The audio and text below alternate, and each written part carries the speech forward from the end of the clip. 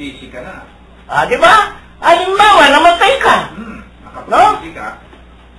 Hindi ka nakapagsisi, Idol. Magbabayad ka kasi may katumbas yung pagkakasala mo, pagbabayaran mo.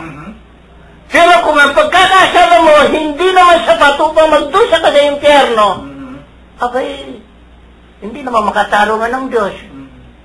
Kapag ikaw ipinagdusa niya, halimbawa ko yun, ikaw ay nagsinungaling. Bagamat ikaw Katoliko, hindi ka nakapagkumpisal sa pare, at hindi ka rin nakapagsisi sa Diyos, namatay ka, tuloy-tuloy ka sa impyerno. Ako nakamatay ng maraming tao. Bagamat ako din ay... Pero kasi hindi kasi ako Katoliko No?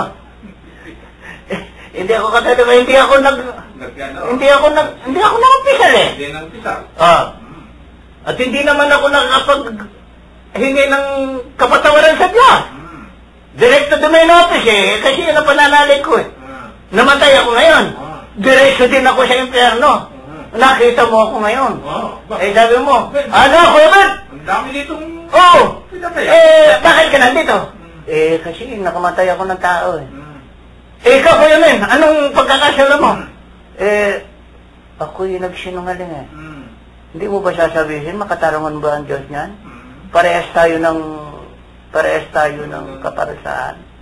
Kahit na dito naman sa mundo, hindi naman pare-parehas ang hatol ng Diyos At ang hatol ng hukom gaano pa kayang kung ang mga taong makasalanan na hukom dito sa mundong ito ay marunong magbigay ng tamang desisyon sa kanilang paghatol, gaano pa kaya ang Diyos na hindi marunong magbigay ng hatol at lalo't higit, hindi niya pwedeng pare-parehas yung hatol sa lahat ng tao.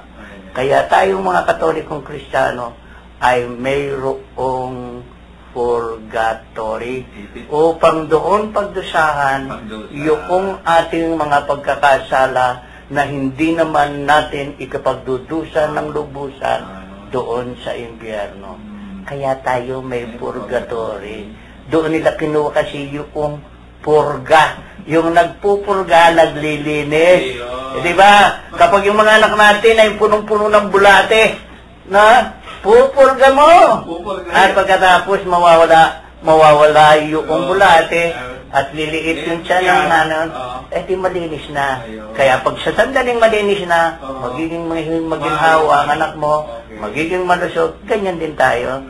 Kapag tayo, yung mga kasalanan natin, na hindi naman natin ikapagdudulot ng pagkakasala ng habang buhay o habang panahon, ay tayo'y namatay, magbabayad doon sa purgatory. At sa tamang panahon, at nabayaran natin hanggang sa kahuli-huli ang supusin ng pagkakasala natin sa Diyos, tayo'y makikipagkita na sa ating lumalang. Kaya nananalig tayo na mayroong purgatory. Ayun.